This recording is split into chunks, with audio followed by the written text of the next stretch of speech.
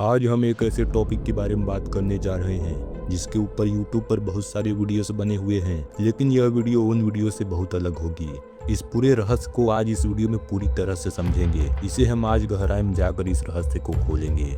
इस वीडियो में मैं बहुत कुछ बताने वाला हूँ। कुछ तो बोरिंग लगेंगे, लेकिन वीडियो के लास्ट तक आते आते आप सब कुछ समझ जाएंगे।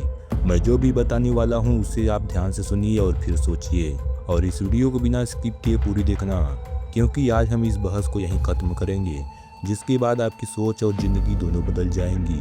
तो आइए इस टॉपिक को शुरू से अंत तक विस्तार से समझते हैं।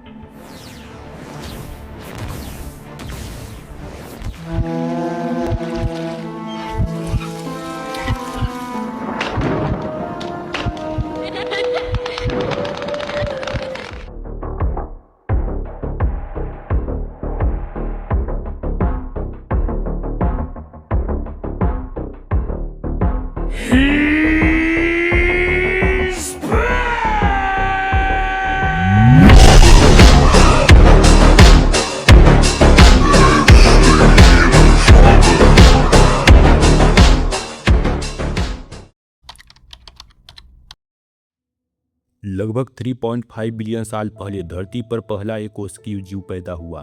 धीरे धीरे ये जीव मछलियों, फिर जमीन पर चलने वाले एम्फीबियंस और फिर मैमल्स में बदले। इस तरह करोड़ों सालों की लंबी प्रक्रिया के बाद होमो सैपियंस यानी हम इंसान विकसित हुए, जो पूरी दुनिया में धीरे धीरे फैल गए।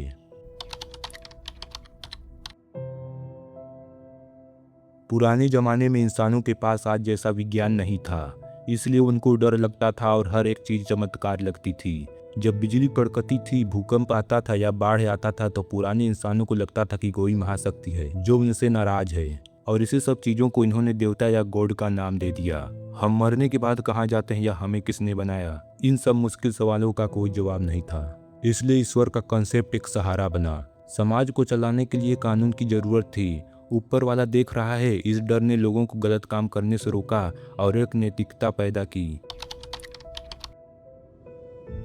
इस दुनिया में धर्म का बनना एक सामाजिक और भौगोलिक प्रक्रिया है जो दो तरह से बने हैं, प्राकृतिक और पुरातन धर्म। जैसे सनातन धर्म यह किसी एक व्यक्ति से नहीं बना, बल्कि हजारों सालों तक अलग अलग ऋषियों, विचारकों और संस्कृतियों के मिलने से बना। इसमें प्राकृतिक सूर्य, अग्नि, वायु की पूजा से शुरुआत हुई। कुछ धर्म किसी खास महापुरुष या मैसेंजर की सीख से बने। जैसे गौतम बुद्ध ने शांति और ज्ञान का रास्ता दिखाया तो बुद्धिज्म बना। जीसस क्राइस्ट की शिक्षाओं से क्रिश्चियनिटी बना। प्रोफेट मोहम्मद के जरिए इस्लाम दुनिया में आया और गुरु नानक देव जी ने सिखिज्म की नींव रखी। पुराने जमाने में लोग एक दूसरे से कटे हुए थे। जो लोग भारत में थे उन्होंने अपने माहौल के हिसाब से धर्म बनाया, और जो लोग अरब या यूरोप में थे उन्होंने वहाँ की जरूरत और संस्कृति के हिसाब से अपना धर्म बनाया। हर धर्म का मूल मकसद एक ही था, इंसान को सही रास्ता दिखाना और एक समाज बनाकर रखना। हिंदू धर्म में कुल 4 वर्ण होते थे।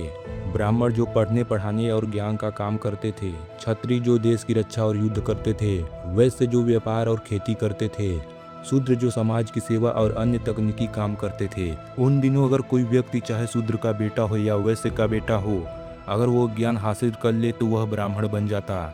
यह बिल्कुल वैसा ही था जिसे आज हम डॉक्टर, इंजीनियर या लॉयर कहते हैं। मतलब उन दिनों और आज के दिनों में व्यक्ति की ही मर्जी होती है कि उन्हें क्या बनना है, और बाकी के धर्मों में ऐसा कुछ सिस्टम नहीं था। अब यहाँ तक तो सब चीज़ें सही थी और दुनिया अच्छी चल रही थी, लेकिन असली दिक्कत तो अब आती है।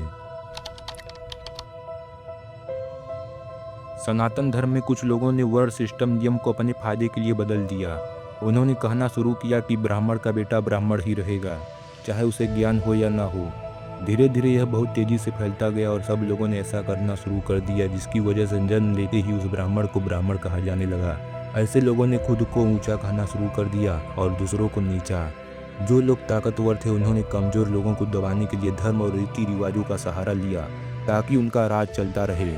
सिर्फ हिंदू धर्म ही नहीं, इस्लाम, क्रिश्चियनिटी और सिखिज्म में भी कई जगह ऊंच नीच दिखती है, जबकि इन धर्मों की किताबें इक्वालिटी की बात करती हैं। भारत में जब दूसरे धर्म आए तो यहाँ के पुराने जाति प्रथा असर उन पर भी पड़ गया।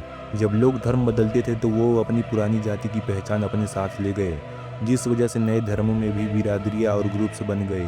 पुराने ज़माने के राजा और अमीर लोग चाहते थे कि ऐसा ग्रुप रहे जो हमेशा उनकी सेवा करे, इसलिए उन्होंने इस सिस्टम को इतना पक्का कर दिया कि लोग इसे भगवान की मर्जी मानने लगे। जहाँ पहले धर्म का मकसद था इंसानों को जोड़ना, लेकिन जाति प्रथा, ऊंच नीच और भेदभाव ने इंसान को इंसान से ही दूर कर दिया। कुएं से पानी न पीने देना और मंदिर न जाने देना, ऐसी कई चीजें लोगों के साथ सालों तक होता रहा। जब निचली जात के लोगों या गरीबों पर जुल्म हुआ तो उन्होंने सवाल उठाया, अगर भगवान है और वो सबका पिता है तो वो मुझे इस नरक में क्यों रख रखा है। जब धर्म के नाम पर लोगों को मारा गया या लूटा गया तो बहुत से लोगों का धर्म से भरोसा उठ गया। जैसे जैसे इंसानों ने तरक्की की, उसे समझ आया कि बारिश इंद्रदेव नहीं कर रहे हैं बल्कि इवापोरेशन से हो रही है। जब साइंस ने हर चीज का लॉजिक दिया तो लोगों को लगा कि गॉड सिर्फ एक पुरानी कहानी है। कई बार धर्म के नाम पर ढोंग इतना बढ़ गया कि समझदार लोगों ने उस पूरे सिस्टम को ही नकार दिया। उन्हें लगा कि धर्म सिर्फ लोगों को डराने और लूटने का जरिया है। बाकी के धर्मों में भी इसी तरह, और साइंस की वजह से लोग नास्तिक बनते गए। अब जो धार्मिक लोग हैं वो लोग नास्तिकों से और बाकी के धर्मों के लोगों से क्यों लड़ते हैं? यह इसलिए क्योंकि इनके अंदर कट्टरता कूट कूट कर भरी होती है। कुछ लोग भले ही भगवान की पूजा नहीं करते, लेकिन इनकी धर्म के बारे में कुछ गलत बोल दो तो ये लोग तुरंत बहस और लड़ाई झगड़े पर उतर आते हैं। अगर भगवान होते भी तो वो खुद किसी भी इंसान को नष्ट कर देते जो उनके खिलाफ हो, लेकिन नहीं, यहाँ तो इंसान गलत फहमी में रहकर आपस में लड़ाइयाँ कर रहा है। बच्चे बड़े होकर कैसी सोच रखेंगे, कैसे बनेंगे, ये सब चीजें इनके परिवार पर तय करता है।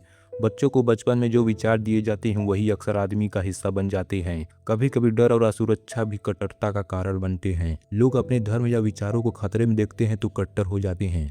धर्म एक बहुत बड़ी ताकत बन गया है। राजा और नेताओं ने धर्म का इस्तेमाल करके लोगों को एक दूसरे के खिलाफ भड़काया ताकि उनकी कुर्सी बनी रहे। लोगों को लगा कि अगर कोई उनके धर्म या उनके गॉड पर सवाल उठा रहा है तो वो उनकी पूरी पहचान का खतरा है। इसी डर, कट्टरता और दिक्कतों के कारण ही आस्तिक, नास्तिक और हिंदू मुस्लिम सभी लोगों के बीच बहस और हिंसा का रूप ले लिया। तो चलिए अब बात करते हैं उस भगवान की जो इंसान सोचता है। हमें किसने बनाया, इस यूनिवर्स को किसने बनाया, चलिए इसके बारे में विस्तार से समझते हैं।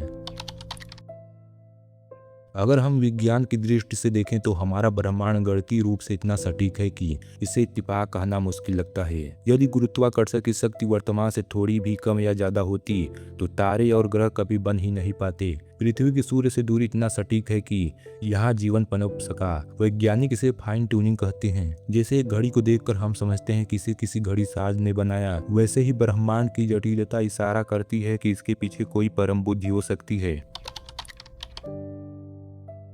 विज्ञान कहता है कि हर चीज का एक कारण होता है। अगर बिग बैंग हुआ तो उसे शुरू करने वाली ऊर्जा कहाँ से आई? शून्य से कुछ भी पैदा नहीं हो सकता। फिलोसोफर कहते हैं कि इस पूरी श्रृंखला के अंत में एक प्रथम कारण होना चाहिए जो खुद किसी ने नहीं बनाया हो। अध्यात्मक में इसे ही अजनबा या अनादि कहा गया है, जिसका न कोई याद है न अंत। इंसानी दिमाग केवल न्यूरॉन्स और रसायनों का एक गुच्छा नहीं है। हमारे पास चेतना है, महसूस करने और खुद को जानने की क्षमता। मशीनें गणना कर सकती है लेकिन वे प्रेम या दुख महसूस नहीं कर सकती। कई फिलोसोफर मानते हैं कि यह चेतना उस परम चेतना का एक छोटा सा अंश है। यदि ब्रह्मांड एक महासागर है तो हम उसकी एक बूंद है। भगवान यहाँ कोई व्यक्ति नहीं बल्कि वह चेतना का स्रोत है जो कण कण में व्याप्त है। अक्सर लोग विज्ञान और भगवान को एक दूसरे का दुश्मन मानते हैं, लेकिन क्वांटम फिजिक्स अब ऐसे मोड़ पर है जहां चीजें जादुई लगने लगती है। अल्बर्ट आइंस्टीन का मानना था कि ब्रह्मांड की व्यवस्था के पीछे एक ऐसी शक्ति है जिसे समझना इंसानी दिमाग के लिए नामुमकिन है। उन्होंने इसे कॉस्मिक रिलीजियस फीलिंग कहा था। भगवान को एक आदमी के रूप में देखने के बजाय इसे प्राकृतिक नियमों के योग के रूप में देखा जा सकता है। बाकी जैसे हम रेडियो तरंगे और हवा को नहीं देख सकते लेकिन वे मौजूद हैं, वैसे ही शायद हमारी फ्रीक्वेंसी उस परम सत्य से मेल नहीं खाती। अगर हम इंसानों के द्वारा बनाए गए भगवान और धर्म को किनारे कर दें तो असली भगवान एक परम सत्य, एक ऊर्जा या एक अनंत गणितीय बुद्धिमत्ता हो सकता है।